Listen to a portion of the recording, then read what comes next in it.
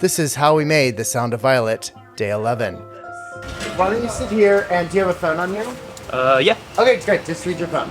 Cool. And you guys are just having a conversation. We are here at Carmine's Restaurant in Bellevue. They are not open today, so they are letting us film here. We're so grateful.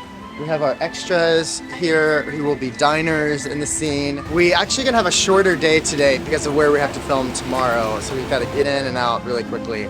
But who knows what could happen, because every day something happens. That's just part of making a movie. Can I get my stuff? Yeah, they're totally ready. I think you are reading your phone and then you look up and then you just happen to see her. Okay, everyone ready? Let's go.